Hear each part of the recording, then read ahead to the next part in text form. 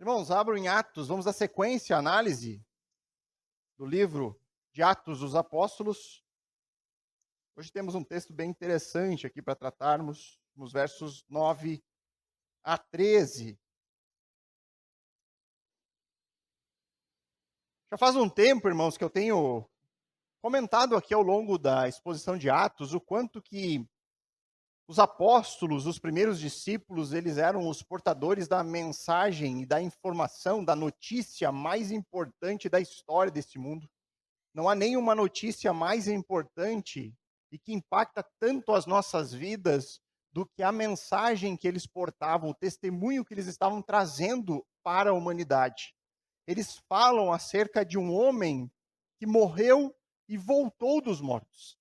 E este homem, ele contou tudo aquilo que nós precisávamos para também vencermos aquele que é, sem dúvida, o maior inimigo da humanidade, a morte.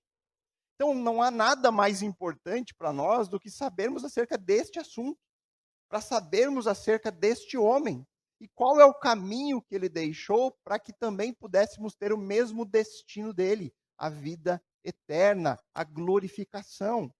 Então, os apóstolos, juntamente com aquele primeiro grupo de discípulos de Jesus, eles foram os responsáveis por compartilhar esse testemunho primário. Naquele momento, nesse momento aqui de Atos, cada discípulo de Jesus, ou ele viu Jesus em primeira mão, com seus olhos, ele ouviu, ou ele andava diretamente com alguém que tinha visto.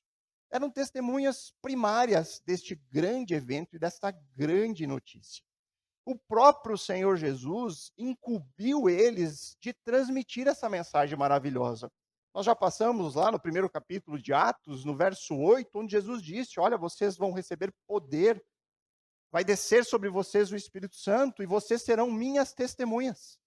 Vocês vão ir a todos os lugares falar sobre mim, falar da minha pessoa, falar sobre tudo aquilo que eu ensinei a vocês. Vocês farão isso na Judéia, naquela região onde eles se encontravam naquele momento, mas vocês vão além da Judéia, vocês vão para a Samaria e vocês vão até os confins da terra. Vocês devem ir a todos os lugares, a todas as pessoas. Vocês precisam compartilhar essa notícia maravilhosa. E a forma como esse testemunho deveria ser levado adiante era por meio de discipulado. Lembra lá de Mateus 28, a grande comissão? Ide e fazei discípulos. Ou seja, o discipulado é algo fundamental dentro da fé cristã. Jesus instituiu que o progresso do seu testemunho, da sua mensagem, daria por meio de discípulos que gerariam novos discípulos. E assim num ciclo interminável. Foi dessa forma que ele chegou até nós. Foi dessa forma que nós fomos evangelizados. Algum discípulo nos fez discípulo. E é assim que funciona, irmãos. Então, queridos, por definição, o discípulo, ele é um seguidor. Ou seja, é aquela pessoa que aceita, ele recebe com fé, com confiança aquilo que está sendo dito, e aí depois ele passa a auxiliar na divulgação destes mesmos ensinos.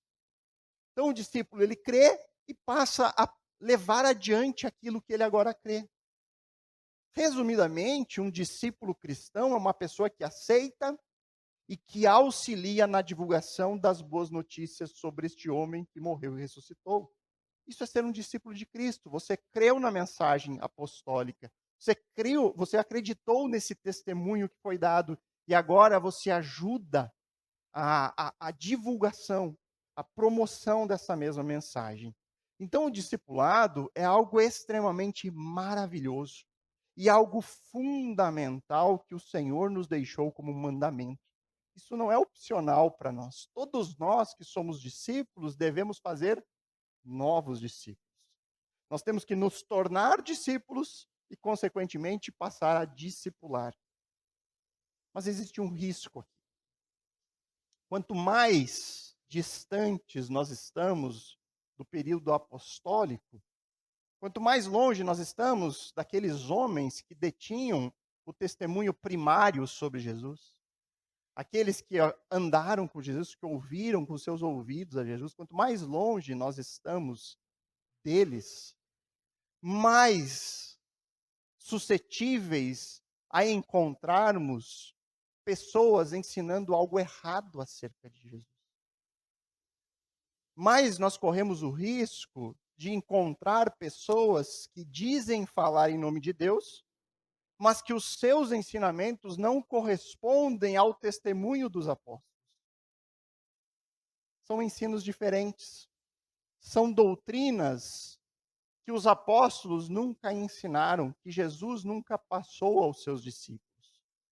Então existe um risco, e quanto mais longe nós estamos do primeiro século, mais nós corremos esse risco de nos tornarmos discípulos de impostores da fé. Passar a crer em ensinamentos que são propagados não por verdadeiros discípulos de Jesus, mas por pessoas que falam sobre Jesus, mas que promovem ensinos heréticos e que podem nos conduzir a um caminho que não é o caminho da vida eterna que Jesus nos deixou, mas é um caminho de morte eterna. O texto que nós vamos analisar hoje, irmãos, nos apresenta um contraste entre dois homens. E esses dois homens, eles são reconhecidos pelas pessoas como indivíduos que detêm o poder de Deus. As pessoas olham para esses dois homens e dizem que eles são homens divinamente usados. Porém, apenas um deles foi enviado realmente por Deus. O outro é um homem chamado Simão, e ele é um impostor da fé. Por meio deste texto, irmãos, nós seremos capazes de identificar algumas características bem peculiares e bem importantes acerca da conduta dos dois homens aqui em questão, Simão e Filipe. De um lado, nós veremos um homem realmente usado por Deus, que foi enviado por Deus para proclamar as boas novas de salvação em Jesus. E do outro, nós veremos um homem que o seu único desejo é enganar as pessoas que o seguem. E este, irmãos, eu diria que é um assunto bem pertinente. É um assunto bastante importante, tendo em vista que em nossos dias nós estamos rodeados por muitas pessoas semelhantes a Simão. Pessoas que alegam para si poder de Deus, que dizem falar em nome de Deus, mas que não passam de enganadores buscando seus próprios interesses. Então acompanhe comigo a leitura de Atos 8, dos versos 9 a 13. É o texto que nós faremos a análise. Depois da leitura, mantenha o texto aberto, que nós veremos em detalhes aqui os versículos. Então diz assim a palavra do Senhor: havia naquela cidade um homem chamado Simão, que praticava artes mágicas e deixava o povo de Samaria admirado. Dizia ser alguém muito importante, e todos lhe davam ouvidos, do menor ao maior, dizendo: este homem é o poder de Deus, chamado o grande poder. Davam atenção a ele, porque durante muito tempo os havia impressionado com as suas artes mágicas. Quando, porém, deram crédito a Filipe, que os evangelizava a respeito do reino de Deus e do nome de Jesus Cristo, iam sendo batizados, tanto homens como mulheres. O próprio Simão abraçou a fé e, tendo sido batizado, acompanhava Filipe de perto, observando extasiado os sinais e grandes milagres praticados. Irmãos, eu gostaria de chamar a sua atenção para aquilo que é dito ali no verso 10 sobre Simão. Repare mais uma vez o que é dito no verso 10 sobre este homem chamado Simão. É dito ali que todos davam ouvidos a ele, do menor ao maior, dizendo, olha o que eles diziam, que as pessoas diziam sobre Simão: este homem é o poder de Deus, chamado o grande poder. Ou seja, Lucas aqui está nos contando que Simão, este homem aqui que ele relata, ele arrebatava multidões. Ele tinha vários seguidores ali na cidade, na região de Samaria. Pessoas de todos os públicos. Ele atraía todos, do menor ao maior, ou seja, dos mais simples aos mais poderosos. As pessoas o reconheciam como alguém que era usado por Deus. E, consequentemente, essas pessoas davam ouvidos a ele. Prestavam atenção no que ele tinha a dizer. Entretanto, Simão não era alguém realmente enviado por Deus. Ele passava essa imagem para as pessoas o seguiam, admiravam a ele como tendo um poder divino, mas ele nunca foi colocado por Deus ali. Pergunto para vocês, irmãos, quantas pessoas como Simão existem hoje em nossos dias? Pessoas que arrebatam multidões, que são reconhecidos pelas pessoas que vão até elas como instrumentos do Senhor, usados por Deus, mas que agem como Simão e que não tem nada realmente a oferecer, biblicamente falando. Não há nada de Deus ali. O mundo está cheio de pessoas assim. Agora, é possível nós nos precavermos do erro de nos tornarmos discípulos de alguém como Simão? Será que é possível nós encontrarmos aqui argumentos e elementos que nos ajudem a nos proteger e não sermos seguidores de uma pessoa que nós achamos ser de Deus, mas que de fato não é? E eu diria que sim. Nós temos sim como nos precaver. O texto hoje vai nos ajudar muito sobre isso. E o meu objetivo aqui nesta manhã, irmãos, é extrair 3 dicas bem simples, com base naquilo que nós encontramos neste relato que Lucas nos deixou. Dicas que cada um de nós aqui poderá aprender a identificar por meio da maneira como Simão atuava, fazer o contraste com a maneira como Filipe atuava, um homem realmente de Deus, a maneira como um falso líder espiritual age em comparação com um verdadeiro homem de Deus. E aí então nós poderemos espelhar essas características para aqueles que hoje se levantam como voz de Deus no mundo. A primeira coisa que eu gostaria que você observasse, ficou muito baixo agora? Eu sei, está dando interferência, estava até tocando rádio antes ali. Está tocando? Se precisar aumentar, não sei como é que está aí, Henrique, tá bom? Ó, tá bom? Tá tudo bem? Então tá bom, não sei, porque eu estou me ouvindo zero, então para mim está esquisito.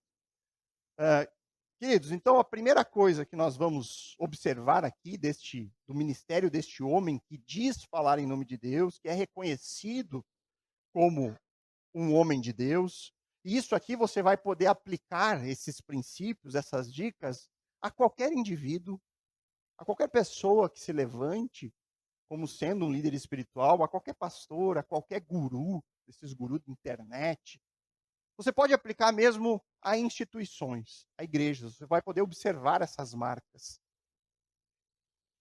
E a primeira dica que eu daria, que nós vamos observar aqui no texto, é verificar quem está sendo exaltado.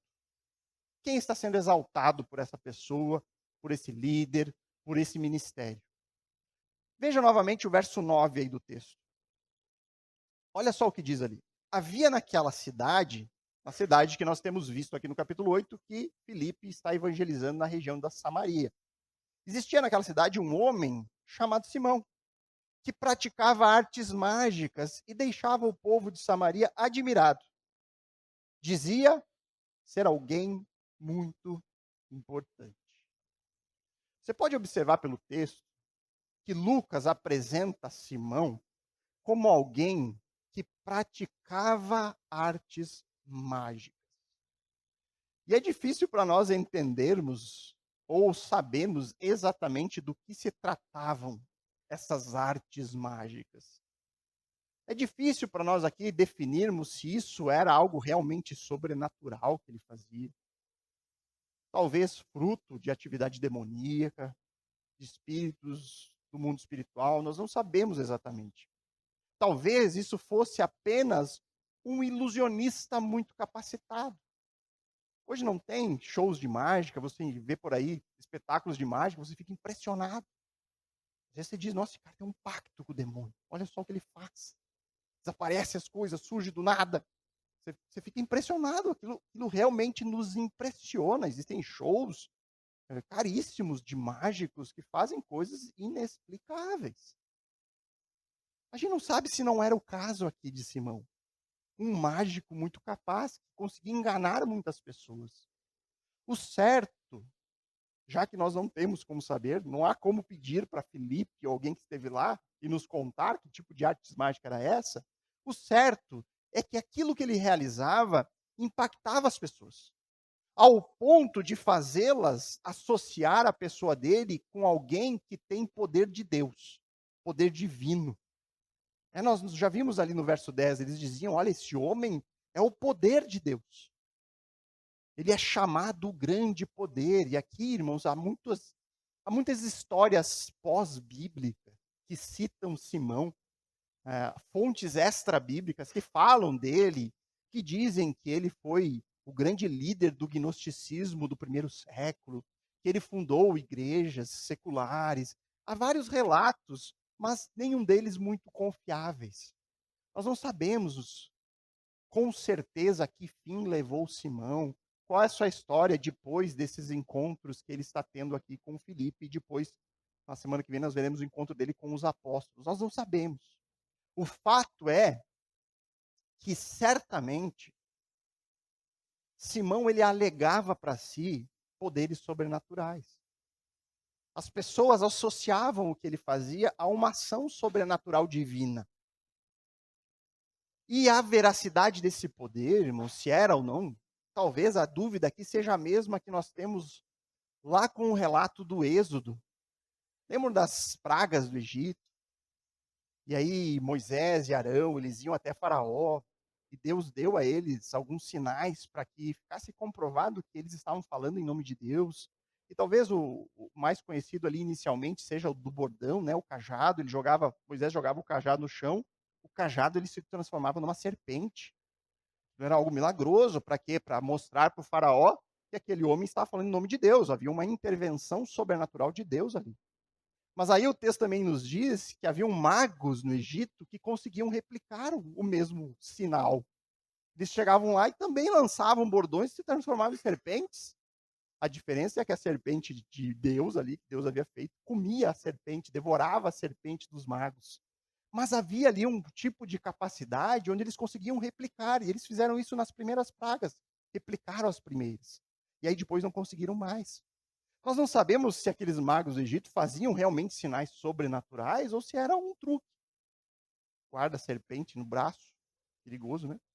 Guardaram ali a serpente e daí lançaram. Nós não sabemos. A Bíblia não nos deixa muito claro acerca disso. É a mesma dúvida aqui. Então, acho que nós não devemos perder tempo sobre o que era realmente isso. Era de fato verdadeiro? Era sobrenatural? Não era? Não sei, irmãos. Independente da resposta, seja ela qual for a resposta certa, no céu nós saberemos se essas obras de Simão eram sobrenaturais ou enganação. O ponto aqui é quem está sendo promovido por meio dessas obras. Quem está sendo exaltado por meio dessas obras. O que nós temos é um claro contraste de Filipe, o diácono evangelista, que realizava grandes sinais.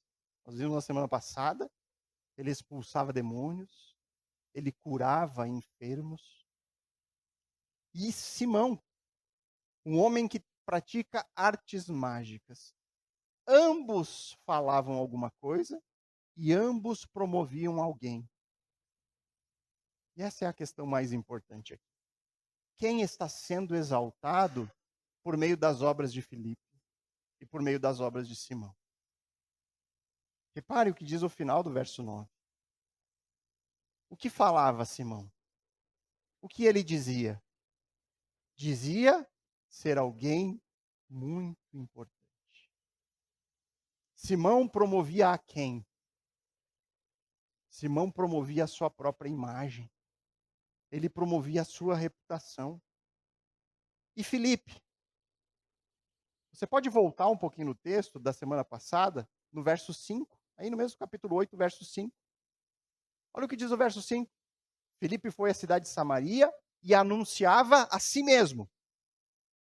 Anunciava Cristo ao povo dali. Agora vá para o verso 12. Pule ali para o verso 12, mesmo capítulo 8. Quando, porém, deram crédito a Filipe, que os evangelizava, ele proclamava uma mensagem, uma boa nova, a respeito de quem? Dele mesmo?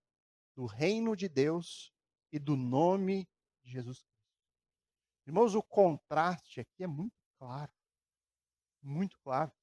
De um lado, você tem um Simão se autopromovendo, exaltando a si mesmo como uma pessoa muito importante e poderosa. Do outro lado, você tem Filipe, que realizava coisas muito maiores do que Simão. Muito maiores, mas que jamais falou uma única palavra sobre ele mesmo. Sempre que ele abria a boca, ele proclamava sobre o nome de outra pessoa, não sobre o seu nome, ele falava sobre Jesus, o único digno de ser exaltado.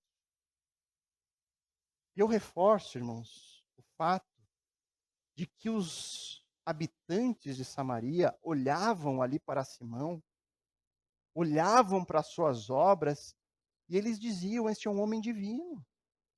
O que ele vem, o que ele faz vem de Deus. Ou seja, ele conseguia enganar pessoas em relação àquilo que ele praticava. E certamente existem em nossos dias muitas pessoas que estão sendo enganadas por homens como Simão.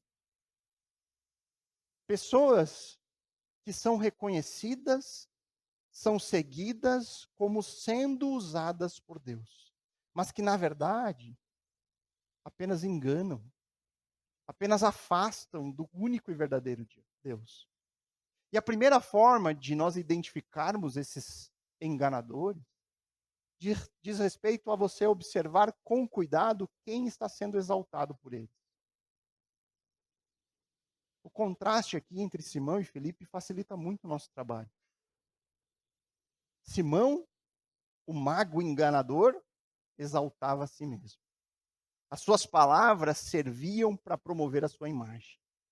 Ele queria ser reconhecido como alguém divino, reconhecido como alguém poderoso. Já Filipe, o discípulo de Cristo, o diácono, o evangelista, em momento algum ele fala da sua própria vida. Ele fala da sua caminhada. Filipe poderia, não poderia?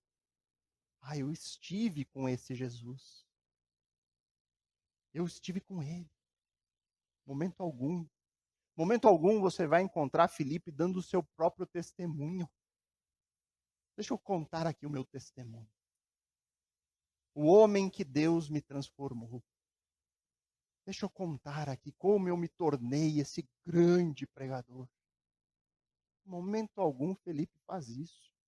Tudo que Felipe faz tem como objetivo anunciar a vida e o poder de outra pessoa. Falar sobre Jesus. Falar sobre o que Jesus fez. Falar sobre o poder de Jesus. Assim foi com Pedro. Lembram lá em Atos 3, quando ele faz o milagre, cura o coxo de nascença, e aí ele é levado para ser interrogado. E a primeira coisa que ele esclarece: olha, por que estão nos olhando assim, vocês todos admirados, como se isso fosse obra do nosso próprio poder? Pedro imediatamente ele diz: olha, isso aqui é poder de outra pessoa, deixa eu contar para vocês quem é essa pessoa. Assim é a postura do verdadeiro discípulo. Ele propaga não o seu nome, ele não quer promover a si mesmo. Ele promove a outro, e esse outro Jesus. Então grave isso. Comece a reparar quem está sendo promovido por meio de alguém que se levanta como voz de Deus no mundo. Os púlpitos, irmãos, estão repletos de pessoas que dizem fazer isso. Afirmam ter uma palavra de Deus para a sua vida. afirmam ter algo divino a lhe oferecer. Então comece reparando quem está sendo promovido de fato por essas pessoas. Isso não é difícil de ser observado. Ainda mais em tempos de tanta exposição que nós temos por internet, rede social. Como discípulos de Cristo,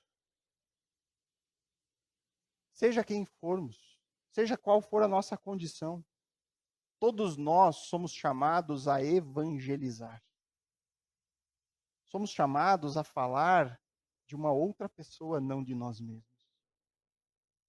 Mas especialmente quem é chamado para liderar, para pastorear, para pregar. Quem é que deve ser o centro da mensagem dessas pessoas? Quem deve ser exaltado por alguém que é colocado por Deus para ser um líder e uma voz ativa em favor do evangelho? Quem? Eu, como pastor, eu devo trabalhar para promover a minha própria imagem, irmão? Esse deve ser o meu trabalho? Fazer o meu nome conhecido, pastor Fernando. Venha ver o pastor Fernando. Irmãos, misericórdia. Misericórdia. Eu devo fazer de tudo para Cristo ser conhecido. As minhas ideias não precisam ser divulgadas. O que eu penso sobre a vida, sobre as coisas. Eu tenho que divulgar aquilo que o Senhor diz sobre esses assuntos. Eu devo ler a Bíblia, explicar a Bíblia e parar nisso. Parar nisso. O meu desejo tem que ser que a Escritura seja compreendida. Que a palavra de Deus seja exaltada. Que o Senhor seja o alvo de toda adoração neste lugar. Não há espaço para exaltação de pessoas. Por isso que você não vai ver aqui, por exemplo, pessoas dando testemunho no culto. Isso não ocorre. Por quê? Porque culto é o Senhor. É muito difícil para nós pecadores nos mantermos de maneira fiel quando nós estamos aqui testemunhando sobre feitos de Deus na nossa vida. É muito difícil. É muito mais provável que a gente acabe caindo para um lado de olha só como eu sou abençoado, ao invés de exaltar somente a Deus. Então, irmãos, o Senhor é aquele que é cultuado aqui. Não há espaço. Isso deveria ser a lógica de todos os lugares. Qualquer lugar que diga falar sobre Deus, que diga anunciar as boas novas de salvação. Mas na prática, o que nós temos visto, irmãos? Não é difícil. Ninguém me contou, eu tenho visto com os meus olhos. Cada vez mais pastores celebridade. Onde as pessoas tiram foto com o pastor. Não que em alguns momentos isso não caiba. Você tem uma recordação, mas parece que as pessoas vão só por causa da pessoa. Não por causa da Bíblia, não por causa da mensagem, não por causa de Cristo. Cada vez mais pessoas querendo receber honra. Honra. Receber honra. Pessoas palestrando sobre as suas próprias experiências pessoais. Sobre as suas próprias ideias, suas próprias opiniões. Entregando o seu próprio testemunho. Em um culto que deveria ser só para o Senhor. Então essa é a primeira dica, irmãos. Uma dica bem simples. Para que você não seja enganado por um Simão. Perceba quem está sendo exaltado por meio de determinada pessoa ou ministério. Quem está sendo promovido ali? A pessoa de alguém? Um pastor? Ou tudo é feito para exaltar o único digno de adoração e exaltação, Jesus? A segunda observação que você pode fazer, para não ser enganado por um charlatão, como Simão o mago, é identificar como eles fazem, como eles agem para atrair a atenção das pessoas. Repare o contraste no versículo 11. Nós encontramos a maneira como Simão atraía a atenção das pessoas. Diz o texto, davam atenção a ele, por quê? Olha o porquê que eles davam atenção a Simão. Porque durante muito tempo os havia impressionado com as suas artes mágicas. O texto original, essa expressão usada por Lucas, reforça a ideia de que todos davam atenção a eles. Todas as pessoas, não tinha uma, uma classe social, um grupo de pessoas específico, ele diz todos. Os maiores aos menores, os mais simples aos mais poderosos. Todos eles davam atenção a Simão. Isso indica que os samaritanos tinham alta estima por aquele homem. Ele havia conseguido inúmeros admiradores. Essas pessoas viam Simão como um representante de Deus, alguém que tinha poder divino. O que fica muito claro é que a influência de Simão era enorme, contava com inúmeros seguidores. E da onde vinha essa influência? Fruto de um trabalho a longo prazo, no qual ele impressionou as pessoas com artes mágicas. E aí, desta forma, Simão atraía as pessoas e ganhava para ele muitos seguidores. Mas, por outro lado, em contraste com Simão, vejam o verso 12, como Filipe atraiu a atenção das pessoas em Samaria. O texto diz: quando, porém, deram crédito a Filipe, que os evangelizava a respeito do reino e do nome de Jesus Cristo. Você tem, de um lado, estas supostas artes mágicas usadas por Simão para promover a sua própria pessoa, queria ser alguém especial, importante. Do outro, você tem Filipe. E Filipe fazia milagres maravilhosos. Mas esses milagres, eles não são exaltados nesse versículo. O que é exaltado aqui, que as pessoas deram crédito a ele por causa da mensagem de Filipe. Por causa daquilo que ele falava, da sua pregação. Ou seja, o foco de Filipe, esse diácono evangelista, não estava no milagre. Estava na pregação, no testemunho sobre a realidade do reino de Deus, no testemunho sobre a realidade da vida eterna, na realidade de quem é o rei deste reino. O foco dele era anunciar Cristo, o Salvador dos homens. E nisso ele ganhou as pessoas. Ele ganhou as pessoas com a mensagem. O milagre não é exaltado aqui, ele serviu como uma autenticação. Serviu para atrair atenção, mas a partir do momento que a atenção foi atraída, ele não promoveu a ele mesmo, mas ele promoveu a mensagem que nos salva. E é somente depois disso, somente depois das pessoas ouvirem a pregação, que diz o texto no verso 12, que elas iam sendo batizadas. Tanto homens quanto mulheres. E aí o texto prossegue dizendo no verso 13 que o próprio Simão abraçou a fé. O próprio Simão foi batizado. E ele acompanhava Filipe de perto, o texto diz, observando extasiado os sinais e grandes milagres praticados. Reparem mais uma vez, aqui tem mais um contraste bem importante e interessante entre os homens e mulheres batizados e o batismo de Simão. Há um contraste aqui nos batismos. As pessoas comuns ali, os homens e mulheres, estão sendo batizados por qual motivo? Por que eles estavam sendo batizados? Porque estavam acolhendo com fé a pregação. Eles entenderam a mensagem. E eles disseram: nós acreditamos nessa mensagem. Queremos nos batizar. O foco ali do verso 12 é mostrar essa ideia. Deram crédito à mensagem pregada. E aí então eles foram batizados. Um batismo diretamente relacionado com a evangelização. Mas olha o verso 13. Lucas faz um contraste do batismo de Simão. O batismo de Simão está diretamente associado com o próprio comportamento de Simão, que observava extasiado os sinais e grandes milagres praticados por Filipe. Ou seja, Simão, ele decide seguir Filipe não por causa da pregação, não por causa que ele foi impactado profundamente pelo evangelho, mas ele quis ser um seguidor de Filipe porque ele viu em Filipe um poder superior ao seu. Ele viu ali Filipe fazendo coisas maravilhosas que ele não era capaz de fazer com as suas artes mágicas.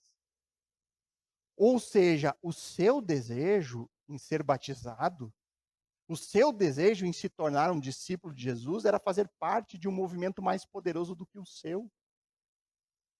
Ele queria fazer parte de um grupo que fazia coisas ainda mais maravilhosas do que ele fazia. E disso aqui, irmãos, há pelo menos duas aplicações práticas que saltam do texto. A primeira diz respeito ao tema principal da exposição: como identificar líderes espirituais que agem como Simão. E uma das formas é observando as maneiras, as estratégias para atrair a atenção das pessoas. O contraste de Simão e Filipe é evidente. De um lado, você tem um homem reconhecido pelas pessoas como alguém usado por Deus, mas o foco do seu ministério, a maneira como ele atrai as pessoas, são as experiências sensoriais. Essa é a maneira de Simão atrair as pessoas. Experiências sensoriais. O que eu quero dizer com isso? Você pode observar que as pessoas em Samaria eram atraídas até Simão pelo mero entretenimento. O entretenimento que ele proporcionava com as suas artes mágicas. As pessoas achavam que aquilo que ele realizava, os seus truques, as suas ilusões, o que quer que seja, tinha como fonte o poder de Deus. Então elas eram atraídas. Ficavam ali com os ouvidos abertos. Olha, vamos ouvir o que ele tem a dizer, já que ele é alguém que faz coisas tão maravilhosas. E eu não sei se você sabe, irmãos. Mas se você não sabe, você pode fazer uma pesquisa rápida no Google e você vai descobrir um monte de coisas sobre o assunto.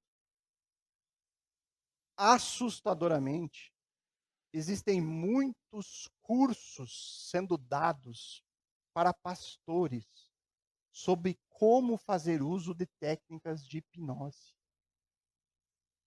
Você encontra na internet, irmão. Pessoas conversando sobre o assunto, oferecendo isso, esse serviço. Pastores estão aprendendo a fórmulas de manipular as pessoas. Com que intuito isso, irmãos? Por que eu gostaria de saber como usar esse tipo de recurso? Irmãos, é mais ou menos agir como Simão. Atrair as pessoas por meio de manipulação. Com que objetivo? Com que objetivo fazer isso? Para, usando essas técnicas, poder enganar as pessoas e atrair então a sua atenção, a sua devoção, a sua confiança. Irmãos, é assustador. É assustador. Já Filipe, um homem verdadeiramente usado por Deus, o seu foco qual era? Pregação do Evangelho.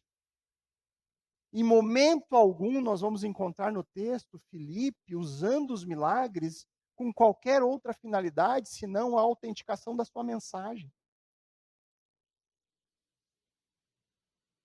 Portanto, nós devemos ter um olhar observador sobre essas coisas.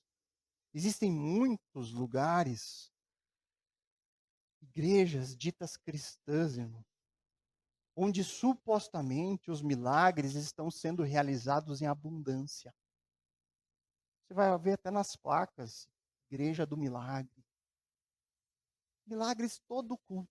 Todo culto alguém recebe um milagre. Mas nesses mesmos lugares, você vai observar uma ausência completa ou quase completa da pregação e da evangelização. Pessoas que se dizem cheias do Espírito Santo, mas que conhecem nada ou muito pouco sobre a palavra de Deus. E aqui eu não falo só de quem está ouvindo, eu falo de quem está na frente. Conhecem nada ou quase nada das Escrituras. Pergunto, isso faz sentido, irmão? Faz sentido algum lugar dizer cheio do Espírito Santo e ao mesmo tempo serem analfabetos bíblicos? Faz algum sentido? Dizer que o Espírito Santo tem liberdade, mas essa liberdade não conduz as pessoas a querer estudar as Escrituras, a aprender sobre Deus na Bíblia? Faz sentido? O foco é proporcionar experiências às pessoas, entretenimento, momentos de êxtase emocional. Tudo é focado nisso, irmãos. Mas não há a promoção da pregação bíblica. aquela que abre o texto, que lê o texto, que explica o texto, que aplica o texto. Não há. 2 horas de show gospel. 2 horas de música, a mais animada. E aí você separa lá 20, no máximo 30 minutos. Para quê? Para estudar a Bíblia. Não, para ler um texto, sair do texto e nunca mais voltar para o texto. Lê um texto isolado e conta um testemunho da sua vida. Conta algo sobre o que aconteceu, o que Deus fez no meio deles. É isso, irmãos. Irmãos, isso é o que a Bíblia ensina que nós, como discípulos, como líderes, devemos fazer? Claro que não, irmãos. Então, qual que é a conclusão que nós chegamos? Olha, realmente tem muitos Simãos por aí enganando as pessoas. Cuidado, irmãos. Cuidado. A segunda aplicação prática que eu quero extrair aqui desse momento diz respeito aos motivos pelos quais nós decidimos seguir a Cristo. E que nós resolvemos, então, demonstrar isso publicamente por meio do batismo. Os motivos que nos levam a querer ser batizados, a nos unirmos a uma comunidade cristã. Quando o texto diz, no verso 12, que as pessoas deram crédito a Filipe, isso indica mais um convencimento intelectual do que a conversão de um coração regenerado. Na sequência, na próxima semana, nós veremos que o Espírito Santo, ele só desceu sobre os samaritanos depois que os apóstolos chegaram. Nós vamos ver na próxima semana o texto. Neste momento eles foram batizados, mas o Espírito ainda não havia descido sobre eles. Quando os apóstolos chegam, isso acontece. Aí, semana que vem, nós vamos entender essa dinâmica, o porquê que isso aconteceu. Então, sem entrar em muitos detalhes, o que nós temos aqui no verso 12 é a informação de que as pessoas estavam ali naquele momento confiando, concordando com a pregação de Filipe. Eles ouviram atentamente, acreditaram nela e resolveram: eu quero também seguir esse Jesus. Eu quero, como eu faço? Venha e seja batizado. E aí então as pessoas foram batizadas. Mas o que é dito sobre Simão? O verso 13 diz que Simão abraçou a fé, ou seja, ele acreditou na pregação de Filipe, entretanto, porém, todavia, essa fé de Simão, ela estava claramente alicerçada naquilo que ele poderia obter de Jesus. Vocês conseguem perceber o interesse aqui? O porquê eu quero Jesus? Eu quero Jesus porque ele tem algo a me dar que eu não tenho. E esse algo a me dar que eu não tenho não é a salvação dos meus pecados.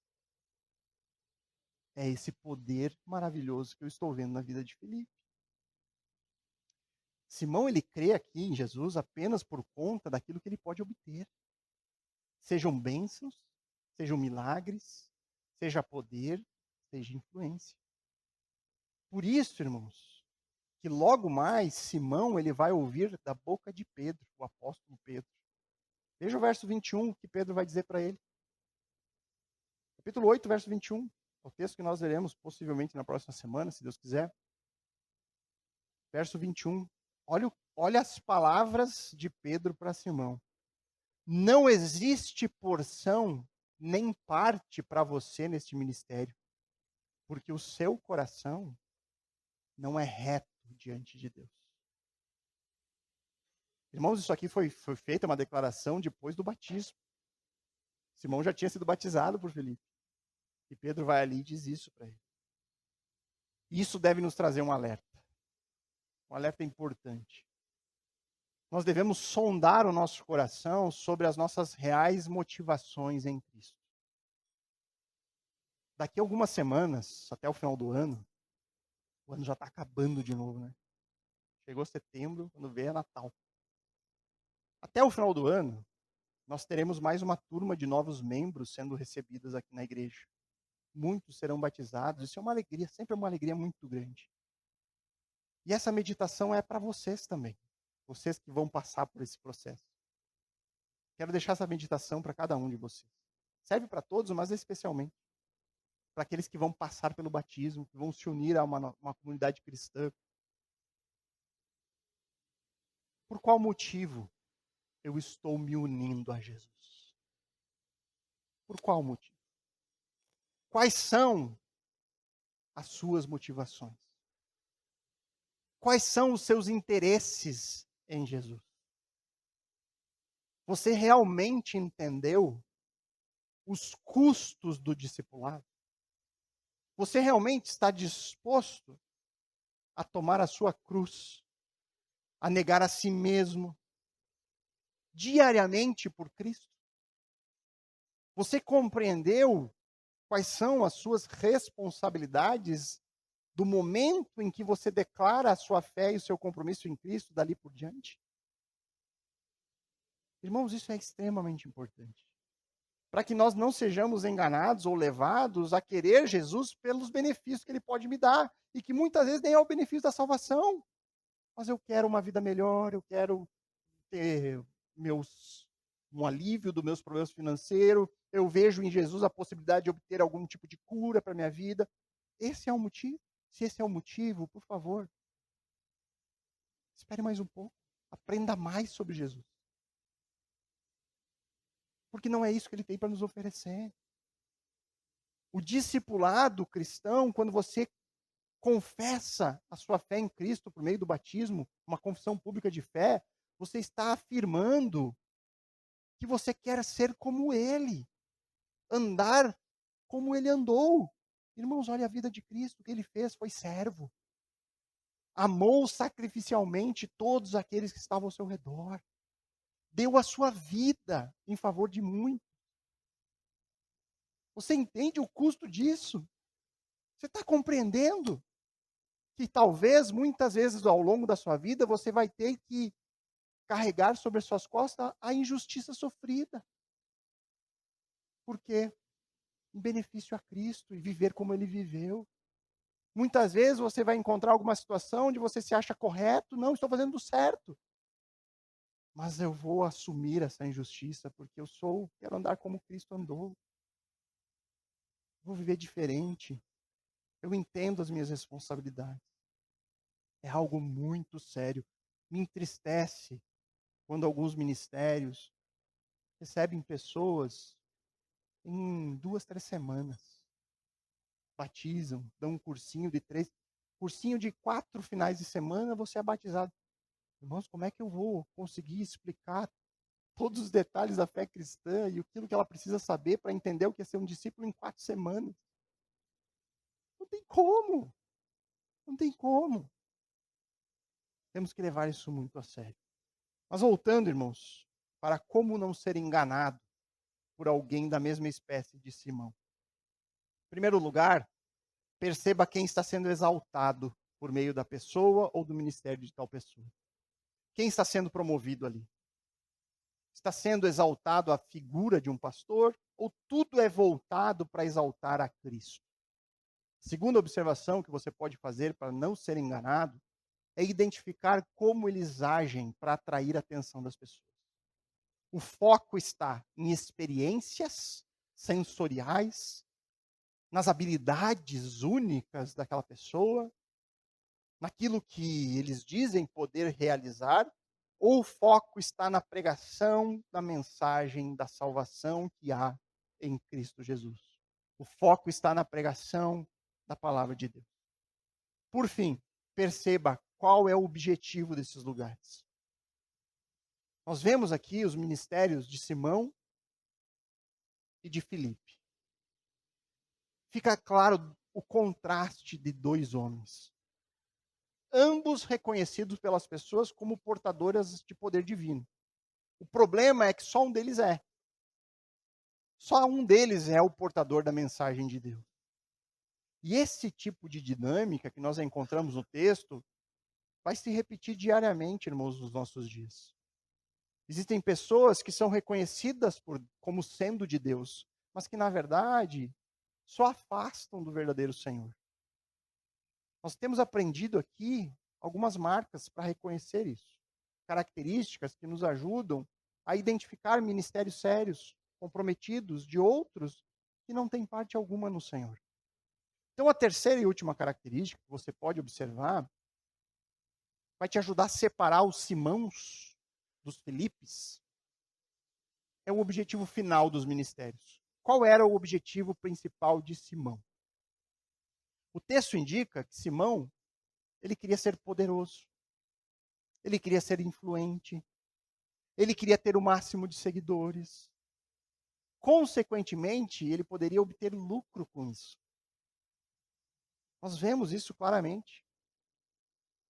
Nós vemos que o objetivo ali era um objetivo também financeiro. Na sequência do texto, nós vamos observar ali nos versos 18 e 19, que é o texto ainda da próxima semana, onde é dito ali que quando Simão viu que pelo fato de os apóstolos imporem as mãos era concedido o Espírito Santo, ofereceu-lhes dinheiro. Simão tentou comprar o dom do Espírito. E ele disse: deem também a mim este poder. Olha, eu pago por isso. Para que as pessoas sobre a qual eu impuser as mãos, elas também recebam o Espírito Santo. Ele estava fazendo um investimento. Deixa eu investir aqui em uma coisa que eu vou colher mais para frente. Eu achei esse dom aqui, que eles têm um bom investimento para o meu ministério. Deixa eu comprar aqui. Ele achou que os apóstolos fossem que nem ele. Da mesma laia. Vende aí para mim. Passa aí esse dom. Quanto custa? Vê como a pessoa julga os outros pela sua própria mente. Né? Ela julgou eles, né? O Simão julga os apóstolos com a sua própria mentalidade. Ah, eles são que nem eu, né? Estão enganando as pessoas por aí. O objetivo deles é lucrar. Fica evidente aqui, irmãos, o principal objetivo de Simão. Crescimento pessoal. Maior número de pessoas o seguindo. Poder. Obter poder. E, consequentemente, lucrar com isso. Lucrar com isso. Ganhar dinheiro. Estes eram os alvos. Aquilo que dominava o seu ministério pessoal. Já Filipe, seu objetivo, de acordo com o texto, era só um: fazer discípulos. Fazer discípulos. Ele queria cumprir com a comissão que ele recebeu de Cristo. Filipe, ele ia pregando o evangelho e ensinava sobre Jesus a todos. Aquelas pessoas que confessavam crer na sua mensagem, ele os batizava. Conforme Cristo havia ordenado, o foco de Filipe era o progresso do reino. Era a mensagem sendo propagada, sendo levada, fazer o nome de Jesus conhecido, ensinar sobre Cristo, cumprir com o seu dever e o seu chamado evangelístico. Isso, mais uma vez, é algo fácil de ser observado. Ministérios focados em crescimento a todo custo. Pastores focados em ser conhecidos.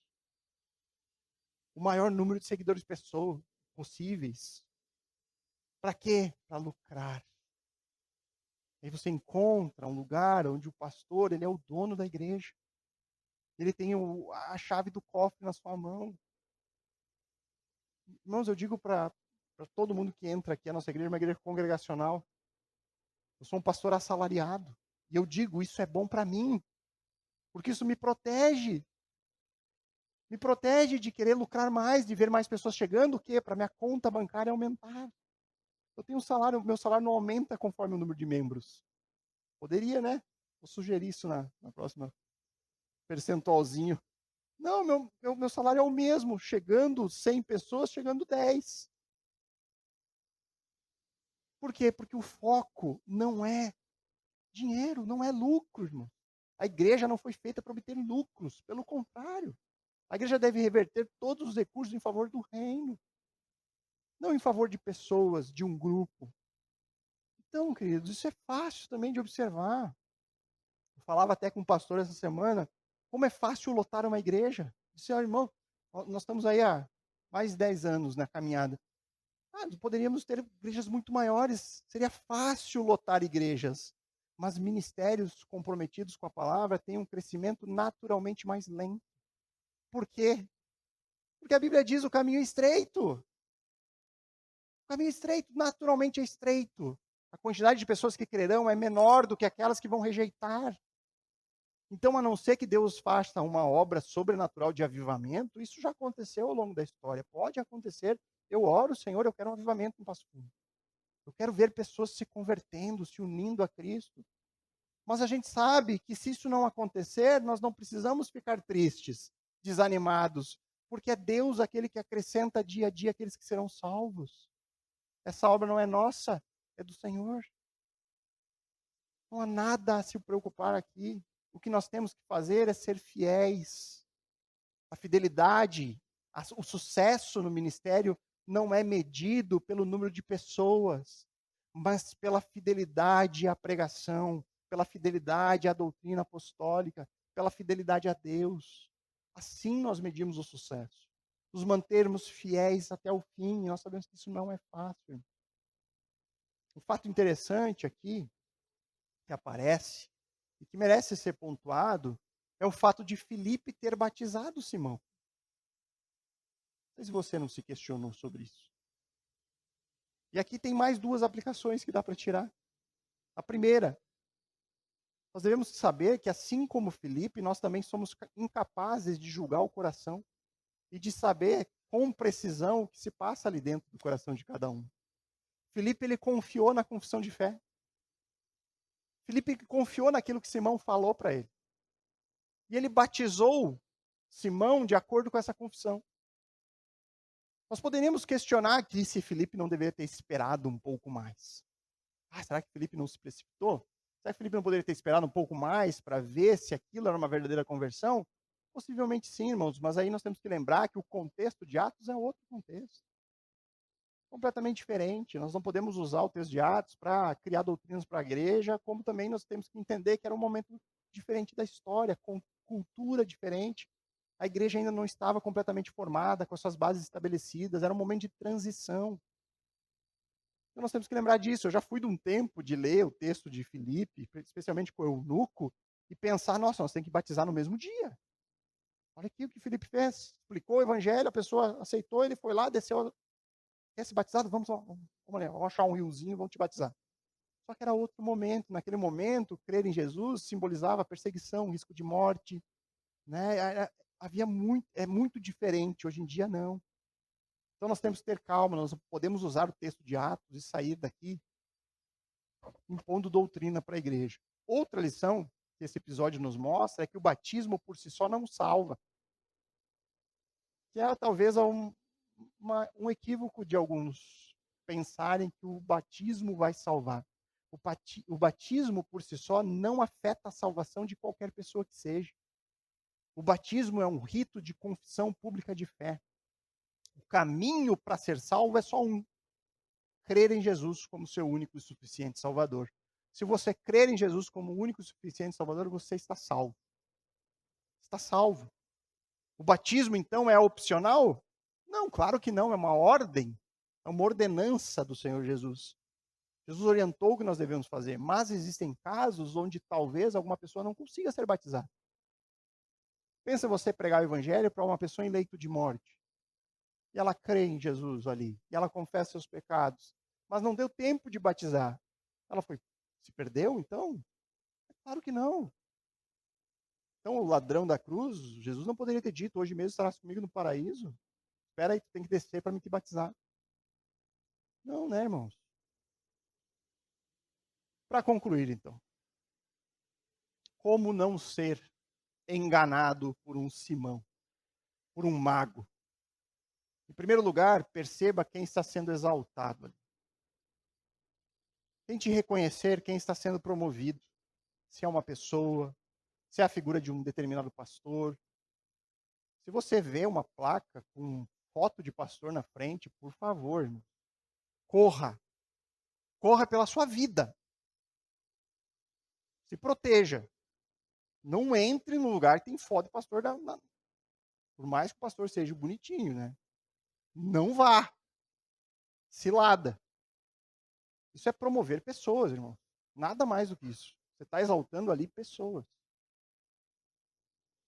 Perceba se ali Cristo é exaltado. Os louvores exaltam a Cristo. A mensagem exalta a Cristo. Cristo é anunciado de maneira clara. A mensagem de salvação é colocada de maneira clara. A segunda observação que você pode fazer para não ser enganado é identificar como eles fazem para atrair a atenção das pessoas. Perceba se o foco está em experiências. Aqui na igreja nós temos balada gospel. Convide o seu filho para ver, o jovem, o seu colega de aula. Nós fazemos aqui uma festinha para eles se enturmarem. Irmão, isso é foco em entretenimento. Todo culto nós temos teatro. É bem legal. Convida o seu vizinho que ele vai gostar. Foco em atrair as pessoas com táticas do mundo, muitas vezes tática de marketing, êxtases emocionais. Então, tudo é feito para fazer as pessoas chorarem. E aí, daqui a pouco, a pessoa chora ali num cântico bonito e ela acha que aquilo foi um encontro com Deus. E aí você pergunta, você é crente? Sou, porque... Não, porque sempre que eu vou na igreja eu choro. Mas, irmão, você está com algum problema. Não é conversão. Você tem que dizer, eu me converti no dia que eu me reconheci como um pecador. Quando eu entendi que não há nenhum mérito em mim, que não sou bom bastante, que eu jamais serei salvo pelos meus méritos, e aí eu fui a Cristo. Nesse dia eu me converti. Não no dia que eu senti um friozinho na espinha, no momento do cântico. Ou, o pastor impôs a mão sobre mim, e aí eu senti um poder. Queridos, isso não é conversão. Não é conversão. Perceba o foco. A tática. O foco está na pregação. Eu digo, irmãos, você não vai ficar aqui por muito tempo se você não amar o Senhor e a sua palavra. Você não vai ficar aqui na igreja muito tempo. Se o seu objetivo for qualquer outro que não aprender da Bíblia, você não vai ficar. Por quê? Porque os cânticos não são emocionais, não são maravilhosos. A pregação é estilo espada, chata e comprida. Né? Então você vai, a única coisa que você vai aprender é do texto bíblico. Você vai conhecer um pouquinho mais cada domingo. Do contrário, não vai ficar. Mas esse é o foco, irmãos. As escrituras, a palavra que tem poder. Tudo é feito levando as pessoas até a Bíblia. Leitura do texto bíblico, orações bíblicas, cânticos que falem da Bíblia, que falem, que ensinem teologia. Pregação onde você vai sair aprendendo mais da palavra. Esse é o foco. E por fim, irmãos, percebam qual o objetivo de determinada pessoa ou ministério. O desejo é ser grande, crescimento a todo custo. O objetivo é lucro, dinheiro, poder, influência. Irmãos, nós não pedimos oferta no culto público. Eu até não digo que isso não poderia ser feito. Eu acho que pode, eu acho que é um elemento de adoração. Mas nós não recebemos oferta de descrentes. Nós não recebemos, por isso nós não abrimos no momento público. Porque nós entendemos que as pessoas têm que compreender o princípio da oferta. Ela tem que entender que isso aqui não é um troca-troca. Eu vou ajudar na igreja porque Deus vai me abençoar. Não, você está plantando o reino, você precisa entender o que isso significa, qual é o princípio. Irmãos, tem igrejas que gastam a maior parte do seu tempo e de dinheiro. Para tudo, tem oferta para tudo. Você vê o foco da igreja, irmãos. O foco fica claro. Por que as pessoas introduzem rapidamente uma pessoa à membresia da igreja? Irmãos, ninguém me tira da cabeça. É cobrar o dízimo. É poder colocar no hall de membros e poder mandar o envelope com o nome para casa dela. Qual é o objetivo? O objetivo é fazer pessoas conhecer a Jesus. Nós estamos preocupados com a sua alma, não com o seu bolso. Nós queremos que você cresça no conhecimento do Senhor.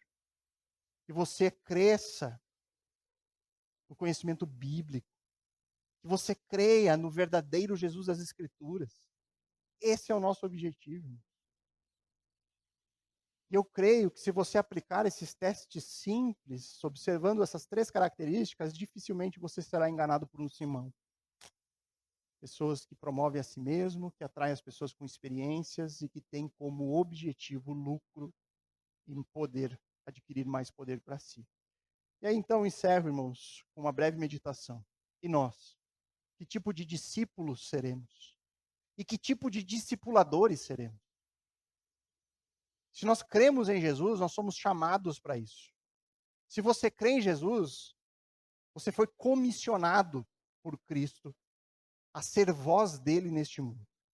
E não importa o nível de maturidade de vida cristã você tenha. Se você é crente, você sempre tem algo a oferecer em um mundo em trevas.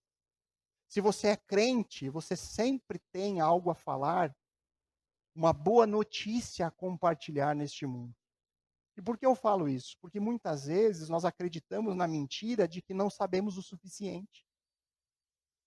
Nós acreditamos na mentira de que nós não somos cristãos há muito tempo. Então eu não vou falar porque eu não sei ainda muito bem. Irmãos, isso é Satanás fechando a sua boca por uma mensagem que você sabe compartilhar. Se você é crente, você sabe. Você sabe falar sobre Cristo, você sabe falar sobre o problema deste mundo mal. Você sabe anunciar que há salvação. Você não precisa ter todas as respostas. Eu vivo dizendo isso para os irmãos. Nós não precisamos saber tudo. Tem coisas que nós vamos dizer, olha, eu não sei. Olha, sobre isso que tu me perguntou aqui, eu ainda não compreendo totalmente. Mas eu prometo que eu vou me esforçar para estudar o assunto e posso te trazer uma resposta em outro momento. Sempre podemos falar de Jesus. O discípulo cristão é aquele que coloca Cristo em primeiro lugar. E ao colocar Cristo em primeiro lugar, você obedece a Ele e aos seus mandamentos e à sua comissão. Ide fazer discípulos. E não pense que você precisa ir longe para isso. Comece os da sua própria casa. Comece no seu próprio lar. Falando para aqueles que são próximos de nós. É dessa maneira que o Senhor promove as próximas gerações, o crescimento das próximas gerações. Pais cristãos gerando filhos cristãos. Famílias cristãs evangelizando seus familiares. Falando de Cristo e atraindo, sendo ferramenta de Deus na sua família. Independente do tempo da nossa conversão, todos nós podemos fazer isso. Então, que Deus nos ajude a sermos como Filipe, promotores do Evangelho. E que Deus nos ajude e nos guarde de não sermos enganados por pessoas como Simão, que desejam apenas se promover e adquirir mais poder para si. Amém, queridos? Oremos então. Pai bondoso, é sempre uma alegria, sempre um momento de privilégio quando nós podemos nos reunir em comunidade, abrir as nossas Bíblias e aprender mais da tua santa palavra. É sempre um privilégio podermos nos reunir para orar, para ler as Escrituras e para cantarmos em alta voz o quanto o Senhor é bom conosco. Pai, nos ajuda, Senhor, naquilo que nós aprendemos hoje, podemos extrair aqui de aplicações acerca do texto que narra a vida de dois homens, Simão e Filipe. Que o Senhor nos dê sabedoria, capacidade para identificar aqueles que agem como Simão, com o objetivo de apenas enganar pessoas e atrair toda a atenção para si como se fossem pessoas superiores, especiais ou portadoras de um poder divino. Mas que sejamos como Filipe, Pai. Que todo o nosso ministério, nosso trabalho, Deus, cada um como pessoa, como cristão e como comissionados, que o nosso objetivo seja levar a boa mensagem da cruz de Cristo. Anunciar que há salvação neste mundo. E essa salvação está somente em Jesus. Que o Senhor nos ajude, Pai, a não negligenciarmos aqueles que estão perto de nós. E que muitas vezes, talvez, a gente não queira mais falar por desânimo, por já ter tentado. Mas que o Senhor nos mova sempre em oração por eles. Que possamos sempre falar, Deus, quer seja oportuno, quer não. Como Paulo diz a Timóteo, devemos pregar o tempo todo. Às vezes, se não for possível com a palavra, que seja com o nosso testemunho de vida. E que possamos, Senhor, sermos luz, como Filipe, e não trevas, como Simão. Que o Senhor nos ajude nisso, Deus. É o nosso desejo e nossa oração, em nome de Cristo. Amém. Amém, queridos?